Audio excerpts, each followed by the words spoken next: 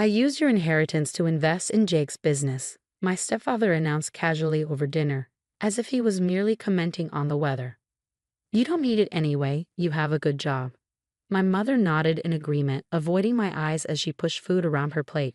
I'm Olivia, 29, and this wasn't the first time Frank, my stepfather of 7 years, had made decisions about my life without consulting me. But this time, he'd gone too far. The inheritance from my grandmother was supposed to be untouchable, held in a trust until my 30th birthday next month. How exactly did you access that money, Frank? I asked, keeping my voice steady despite the rage building inside me. The trust wasn't supposed to be accessible until next month. He waved his hand dismissively. I have my ways. Besides, Jake's business venture needs immediate funding.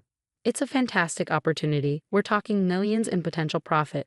Jake, my 25-year-old stepbrother, hadn't held a job for more than 3 months since dropping out of college. Mom?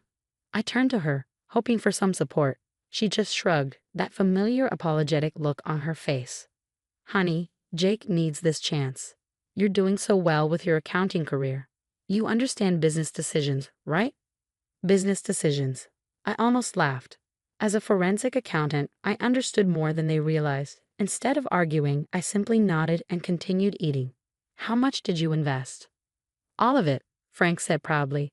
$500,000. Jake's business plan is solid. You'll see, we'll all benefit from this. I excused myself shortly after, driving home to my apartment in a daze. $500,000. My grandmother's entire legacy, gone. She'd worked her whole life building a successful restaurant chain, saving everything for my future. Don't let anyone take advantage of your kindness, Olivia, she'd always said. Sometimes the quietest person in the room is the most dangerous. That night, I pulled out the documents my grandmother had left me.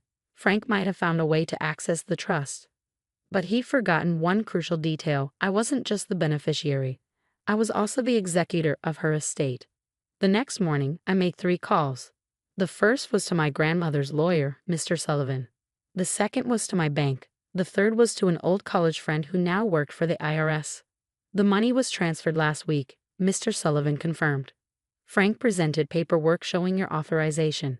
Did you not sign those documents? I never signed anything, I replied, my suspicion growing. Could you send me copies? When the documents arrived, I studied them carefully. The signature looked convincing. Frank had obviously practiced, but it wasn't mine. I forwarded everything to my friend at the IRS, along with some interesting discrepancies I'd noticed in Jake's hastily prepared business plan. For the next 2 weeks, I played along. I attended family dinners, listened to Jake's grandiose plans for his revolutionary tech startup, and watched Frank boast about his business acumen. My mother kept giving me worried looks, probably waiting for me to explode, but I remained calm. Then the call came.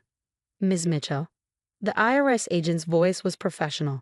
We've reviewed the documents you provided. We'd like to schedule an audit of your stepfather's finances and his son's business venture. There are some concerning irregularities. I scheduled the audit for Monday morning when I knew Frank would be meeting with potential investors for Jake's business. Then I waited. The weekend before the audit, Frank hosted a family barbecue to celebrate Jake's entrepreneurial success. The backyard was filled with relatives, all buzzing about Jake's brilliant business idea, some sort of app that he couldn't quite explain clearly. Olivia, Frank called out, wrapping an arm around my shoulders. Tell everyone how supportive you've been of your brother's venture. Such a generous sister, giving up her inheritance for family. I smiled, taking a sip of my wine. Actually, Frank, I have an announcement about that. The yard grew quiet as I stepped away from his embrace. There's going to be an audit tomorrow morning. The IRS is very interested in how you access my trust fund. The color drained from his face. What are you talking about? The forged signatures, the suspicious transfers, the questionable business plan, I listed calmly. They want to see everything. Jake dropped his beer. Dad, what's she talking about? You said she agreed to this. My mother stepped forward, her face pale. Frank, please tell me you didn't. The backyard erupted into chaos. But I just stood there, watching it all unfold. Sometimes the quietest person in the room really is the most dangerous, and this was just the beginning. The morning of the audit, I arrived at Frank's office early. Through the glass doors, I could see him frantically shuffling papers, his usually perfectly styled hair disheveled. Jake sat in the corner, looking like he might throw up. "Good morning," I said, walking in with two IRS agents. "Hope you're ready for this." "This is ridiculous," Frank sputtered, his confidence from yesterday's barbecue completely gone. "You're destroying this family over a misunderstanding." Agent Thompson, a stern-faced woman in her 50s, raised an eyebrow. "Mr. Carter, we're here to discuss the unauthorized access of a trust fund and potential fraud." "I wouldn't call that a misunderstanding." For the next 3 hours, I watched as Frank's carefully constructed scheme unraveled. The agents discovered not only had he forged my signature on the trust documents, but he'd also been running a series of questionable investments through Jake's new company. "Can you explain these transfers?" Agent Thompson asked, pointing to a series of transactions. Nearly $200,000 moved through 7 different accounts in 2 days. Jake looked at Frank desperately. "Dad, you said this was all legal." My stepfather's face had turned an interesting shade of red. "I was protecting my son's future. Olivia doesn't need that money. She's always been self-sufficient. Jake needs this chance." "By committing fraud?" I finally spoke up. "By stealing money that Grandma worked her entire life to save for me." The truth was, I discovered more than just the forged signatures. During my quiet investigation over the past 2 weeks, I'd found evidence that Frank had been planning this for months. He'd set up shell companies, created fake business proposals, and even hired people to pose as potential investors. My mother burst into the office, her eyes wild. "Frank, what have you done?" "The bank just called. They're freezing our accounts." "Mrs. Carter," Agent Thompson interjected, "I suggest you sit down. We have some questions about your involvement as well." Mom collapsed into a chair, looking at me with tears in her eyes. "Olivia, I swear I didn't know. He told me you had agreed to help Jake." "Like you didn't know about the other times he took advantage of me?" I asked quietly. "The college fund he borrowed from? The car he sold because Jake needed the money more?" Frank stood up suddenly, pointing at me accusingly. "You ungrateful little. I've been more of a father to you than your real dad ever was. Everything I did was for this family." "No." I corrected him, maintaining my calm. "Everything you did was for Jake. You just saw me as a convenient resource to exploit." Agent Wilson, the second IRS agent, cleared his throat. "Mr. Carter, we've seen enough. Based on our initial findings, we're looking at serious charges here. The FBI will want to investigate the wire fraud aspects." Jake started crying, something I hadn't seen since we were teenagers. "Dad, you promised this was legitimate." "I didn't want to steal from Olivia." I almost felt sorry for him. Almost. "Your father didn't just steal my inheritance," I explained, pulling out additional documents. "He's been running a Ponzi scheme through your startup. Those investors you've been meeting, they're about to lose everything too." Frank lunged for the papers, but Agent Thompson was faster. "Mr. Carter, sit down. Any further aggressive behavior will result in immediate arrest." My mother was sobbing now, decades of willful ignorance crashing down around her. "How will we survive this? Our reputation, our savings." "You should have thought about that before letting him steal from your daughter," Agent Thompson said coldly. As the agents continued their questioning, I stepped out of the office. Through the glass, I could see Frank's perfect world crumbling. Jake had moved to the furthest corner, refusing to look at his father. My mother sat there, shoulders shaking with sobs. My phone buzzed. A text from Mr. Sullivan. "Just received confirmation. The trust fund transfer has been reversed. All money returned to your account with interest. Want to proceed with criminal charges." I looked back through the glass. Frank was now slumped in his chair, his empire of lies collapsing around him. He caught my eye, and for the first time, I saw fear there. He finally realized that his quiet, accommodating stepdaughter had been several steps ahead of him all along. "Yes," I texted back. "Proceed with everything."